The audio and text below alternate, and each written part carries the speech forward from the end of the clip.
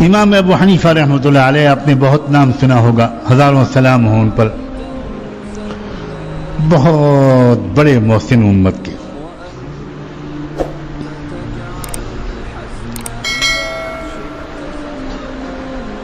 رات میں معمول بنا لیا تھا انہوں نے، پوری رات اکثر عبادت کرتے تھے، عجیب ہمت تھی اور اللہ سے تعلق تھا۔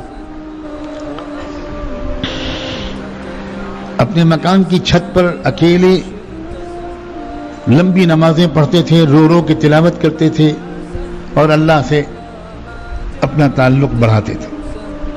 ان کے مکان کی سے ملا ہوا مکان ایک ایسے شخص کا تھا جو بیچارہ غریب آدمی تھا اور موچی تھا۔ موچی سمجھتے ہیں؟ جوتوں کی مرمت کرنے کا کاروبار تھا، بیچارے کا چھوٹا موٹا کام تھا۔ تو روز کماتا تھا، کچھ پیسے ملتے تھے اس کو۔ اب وہ بھی بیچارہ کچھ عادی ہو گیا تھا نشے کا، تو چوری چھپے اس دور میں بھی کہیں نہ کہیں شراب مل جاتی تھی، تو وہ اسی پیسوں سے شراب خریدتا تھا، اور دن میں تو بیچارہ اپنا پیشہ کرتا تھا، کام کرتا تھا، رات میں شراب کے نشے میں دھت ہو کر کچھ گیت گاتا تھا، گانے گاتا تھا، اشعار پڑھتا تھا، جب تک نیند نہ آئے ایسے ہی حرکتیں کرتا رہتا۔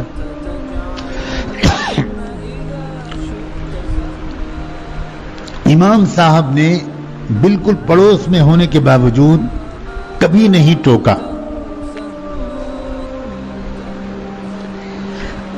ایک دن ایسا ہوا کہ بالکل آواز نہیں آئی اور رات بھر سناٹا رہا، تو امام صاحب کو فکر ہوئی کہ میرا پڑوسی ہے، کیا بات ہے آج کوئی بیمار تو نہیں پڑ گیا؟ اس شرابی پڑوسی کے گھر گئے پوری امت مسلمہ کے سب سے بڑے عالم، سب سے بڑے اللہ والے امام اعظم اس گھر کے دروازے پر گئے، دروازے پر دستک دی، اندر سے کوئی نکلے لوگ۔ امام صاحب کو دیکھ کر حیران رہ گئے، ارے آپ فرمائیے کیا بات؟ تو ان کا بھائی وہ آج اس شخص کی کوئی آواز نہیں آئی پوری رات، تو میں ذرا فکر مند ہوا کوئی بیمار تو نہیں ہو گیا، کوئی اور میری خدمت، میرے لائق کوئی خدمت ہو تو بتاؤ۔ تو گھر والوں نے کہا کہ امام صاحب اب انشاءاللہ اس کی آواز نہیں آئے گی، آپ بھی بہت پریشان ہو لیے اور ہم بھی پریشان ہوتے تھے، اب نہیں آئی۔ کیوں، کیا ہوا؟ انہوں نے کہا ہم لوگ اس سے بہت تنگ آ چکے تھے، نہ خود سوتا تھا نہ ہمیں سونے دیتا تھا، ہم نے آج اس کی رپورٹ لکھائی تھی، سرکاری پولیس آئی اور اس کو گرفتار کر کے لے گئی، اب وہ جیل میں رہے گا۔ اس زمانے کی جیلوں میں اصلاح کی محنت ہوتی تھی، آتے تھے لوگ جرائم کر کے، نکلتے تھے لوگ نیک بن کے، تو اب وہ جیل میں رہے گا، انشاءاللہ وہاں سے سدھر کے آئے گا۔ امام صاحب کچھ نہیں بولے، خاموش ہو گئے، واپس چلے گئے۔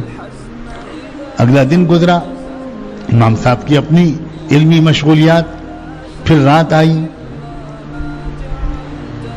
اب اگلی رات میں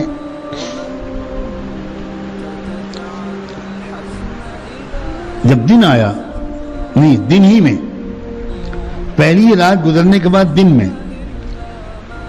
امام صاحب چپ چاپ شہر کے حاکم کے پاس گئے، جیسے ضلع کا کلیکٹر ہوتا ہے اس کے پاس گئے۔ اس نے دور سے امام صاحب کو آتے ہوئے دیکھا تو بہت حیران ہوا، توڑ کے اس نے استقبال کیا، شکایت کی کہ امام صاحب آپ خود کیوں تشریف لائے؟ آپ مجھے اشارہ کر دیتے میں آ جاتا، کسی سے کہلوا دیتے، سر کے بل حاضر ہوتا۔ وہ کلیکٹر جانتا تھا کہ یہ وہ بندہ ہے کہ جو پورے عالم اسلام کے خلیفہ کے پاس بھی نہیں جاتا، خلیفہ ہی ان کے پاس آتے ہیں، یہ میرے پاس آپ کیوں تشریف لائے؟ تو امام صاحب نے کہا کہ دیکھو جس کا کام ہوتا ہے اسی کو جانا چاہیے۔ تو وہ اور حیران ہوا کہ آپ کا کام اور مجھ سے حکم فرمائیے, بتائیے کیا کام ہے, میں حیران ہوں. تو اس امام صاحب نے کہا کہ بھئی ایک میرا پڑوسی ہے, یہ حلیہ ہے, یہ نام ہے, مجھے پتا چلا ہے کہ آپ نے اس کو گرفتار کروایا ہے, جیل میں بھیجا ہے. تو اس نے تحقیق کروا کے اپنے انسان کہا کہ ہاں بالکل صحیح ہے, وہ گرفتار ہوا رات اور جیل میں ہے. تو امام صاحب نے کہا کہ کیا آپ میری ضمانت پر اس کو چھوڑ سکتے ہیں؟ تو اس شخص نے کہا کہ امام صاحب آپ کو شاید پتہ نہیں ہے, وہ بہت شرابی کبابی آدمی ہے, گھر والے پریشان ہیں. تو امام صاحب نے کہا مجھے سب معلوم ہے, پھر بھی آپ میری ضمانت پر اس کو چھوڑ دیں تو بڑی عنایت ہو. تو اس کلیکٹر نے کہا کہ امام صاحب آپ کیسی بات فرما رہے ہیں, آپ کا ہر جملہ حکم ہے, آپ کا فتویٰ ملک کا قانون ہوتا ہے, تو مجھے کیا اشکال ہے, آپ تشریف لے چاہیے گھر, میں بھیجتا ہوں اس کو. امام صاحب نے کہا کہ نہیں, میں انتظار کر رہا ہوں, میں اس کو اپنے ساتھ لے کے جاؤں. بیٹھ گئے امام صاحب, اس نے بلوایا اس کو اور وہ آ گیا. وہ دیکھ کے شرمندہ ہو گیا, سر جھک گیا. وہ سمجھا کہ پتہ نہیں امام صاحب میری کیا شکایت کرنے آئے ہیں, کیا معاملہ ہے. حاکم نے کہا کہ جاؤ, تم کو رہا کیا جاتا ہے. امام صاحب اٹھے اور اس کو ساتھ لے کے چل دیے. پورے راستے ایک جملے کی نصیحت امام صاحب نے کی ہو ایسا کوئی ثبوت نہیں ملتا, کچھ نہیں کہا. خاموش اس کو لے کر اس کو اس کے گھر پہنچایا, اپنے گھر میں داخل ہو گئے. پھر دن کا بقیہ حصہ گزرا, پھر رات آئی. اگلی رات میں پھر سناٹا, پھر کوئی آواز نہیں. امام صاحب تو انتظار کر رہے تھے کہ پھر آج شور مچے گا. تو جب دوسری رات میں پھر سناٹا رہا تو امام صاحب اگلی صبح کو پھر پہنچے اس کے گھر.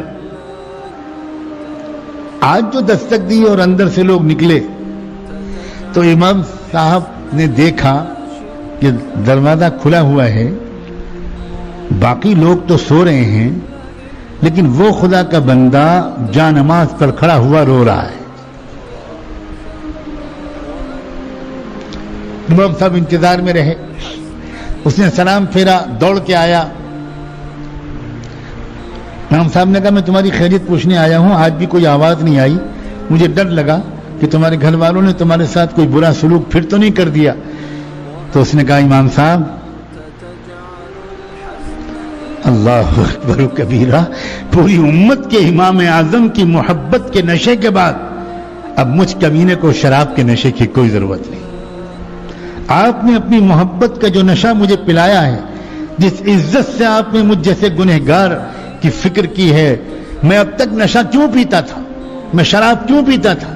صرف اس لیے کہ میں شہر کا انتہائی غریب اور حقیر سمجھا جانے والا انسان تھا. ہر ایک مجھے ذلیل سمجھتا تھا اور میں اپنی ذلت کے غم کا بوجھ ہلکا کرنے کے لیے رات میں شراب پیتا تھا. اب کہاں میں ذلیل, کیا مجھ سے بڑھ کر بھی پورے عالم اسلام میں کوئی عزت والا شخص ہے؟ اب مجھے شراب کی کیا ضرورت ہے؟ لوگوں, یہ ہے دین کی محنت, یہ ہے اکرام مسلم, یہ ہے دینداری, یہ ہے اخلاق جس کے ذریعے سے امت جڑتی تھی. اصل مصیبت آج ان لوگوں کی خرابی نہیں ہے جن کو ہم دنیا دار سمجھتے ہیں. آج کی اصل مصیبت جو ہے وہ ہم جھوٹے اور کھوٹے دینداروں کی جھوٹی دینداری ہے. یہ ہے اصل مسئلہ. اور یہ جب تک ہم کسی اللہ والے کے حوالے اپنے آپ کو نہیں کریں گے, اپنے آپ کو نہیں مٹائیں گے, نئے سرے سے دین کو نہیں سیکھیں گے, ہم کسی کے شاگرد نہیں بنیں گے, ہم اپنا تکبر نہیں چھوڑیں گے, جب تک ہم واقعی کسی دل والے سے اپنے دل کی اصلاح نہیں کرائیں گے, تب تک حقیقی اور مکمل دینداری نہیں آ سکتی. اور تب تک وہی جھوٹی والی دینداری, وہی ادھوری دینداری جس کے ذوق میں ہم پھنسے ہوئے ہیں اور جس کی وجہ سے ہماری ترقی نہیں ہو پا رہی, تب تک ہم اسی میں لگے رہیں گے. دعا ہے کہ رمضان مبارک کے عشر اخیرہ کی ان راتوں کی برکت سے اللہ تبارک و تعالی اپنے کرم سے ہمیں اس جھوٹی دینداری سے سچی توبہ عطا فرمائے. گناہوں سے توبہ کر چکے, اب جھوٹی دینداری سے توبہ کرو.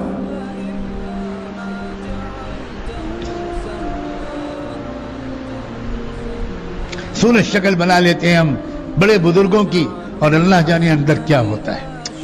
ये बड़ी खतरनाक बात है, ये बड़ी खतरनाक बात है। लोगों, मैं तुम्हारा दिल दुखाना नहीं चाहता, हो सकता है कि सबसे बड़ा मुजरिम मैं खुद हूं।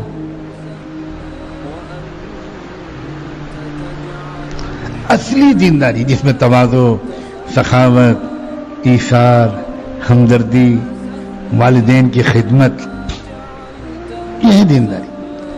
क्या कभी किसी को यह तौफीक होती है कि रात में सोते वक्त वो अपने अब्बू जी के पास जाए, अपनी अम्मी के पास जाए, अम्मी जरा सर में तेल लगाने आया हूं, आपके सर में तेल लगा दूं, आपके मैं पैर दबा दूं, अम्मी आपने बड़ी मुश्किल से हम लोगों को पाला है, अम्मी दिन भर आप हमें हमारे कामों में लगी रहती हैं, जरा सा सर दबवा लीजिए, जरा सा मुझे खिदमत का मौका दे दीजिए। माँ हजारों सलाम उसकी मोहब्बत पर, नहीं नहीं बेटा, बेटा तुम अपने कमरे में जाओ, बहू तुम्हारा इंतजार कर रही है। अजीब बात है, क्या है माँ, हमने माँ की कदर करने के लिए उसका इंतकाल हो जाने की आदत डाल ली है। हम तब कदर करते हैं जब माँ का जनाजा घर से निकलता है, और तब पता चलता है गई, पुरखुलूस मोहब्बत करने वाली हस्ती गई। इमाम शाफी रहमतुल्लाह अलैह इतने बड़े इमाम, जिस दिन इमाम अबू हनीफा का इंतकाल हुआ उसी दिन इमाम शाफी पैदा हुए। जिंदगी भर का उनका मामूल था कि रात में सोने से पहले वो अपनी वालिदा के पास जाते थे और अपनी माँ का सर दबाना, सर में तेल लगाना, खिदमत करना, और आखिर में चलते चलते उनके पैरों के तलवे चाटते थे, अपनी जुबान से चाटते थे।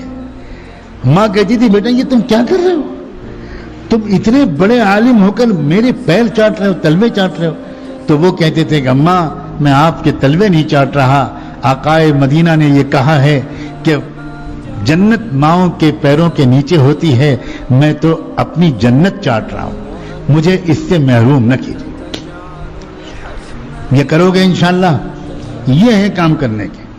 फिर देखना वो जो माँ की दुआ मिलेगी तुमको, उससे कारोबार के दरवाजे भी बंद, दरवाजे खुलेंगे, उससे बीमारियां दूर होंगी, उससे दीन और दुनिया दोनों में तरक्की होगी। अजीब मुसीबत है, में क्या इस बात में बात निकलती है, जिनको हम बुजुर्ग समझते हैं उनसे दुआ कराने का मामूल है, और वो भी अजीब मामूल है। हर शख्स मिलते ही कहता है खास दुआ कीजिएगा, खास दुआ कीजिएगा, मेरे लिए खास दुआ कीजिएगा। अच्छा भाई आम दुआ किसके लिए करें? आप हमारे खास आदमी हो, जिंदगी में पहली और आखिरी बार देखा है आपको, और आप कह रहे खास दुआ कीजिए। काहे के लिए खास दुआ करें? क्या रिश्ता है हमारा आपका खास? आज आप सोच रहे होंगे हजरत का मूड क्या है। अभी तो मैं डंडा लेके नहीं आया हूं, इसकी भी जरूरत है। हजरत उमर के जमाने में कोड़े की जरूरत पड़ गई थी, तो इस जमाने में डंडे के बगैर काम चलेगा? खास दुआ कीजिए। अरे क्या यार, अच्छी बात है। उलमा से पूछो कि कभी साहबा इस तरह हुजूर से दुआ की दरखास्त करते थे? ये सब रस्म है, बनावट है, बनावट। अजीब बात है, अपनी मां से कभी दुआ की दरखास्त की है तुमने? हजार बुजुर्ग एक तरफ और मां एक तरफ, अपनी मां से दुआ कराओ।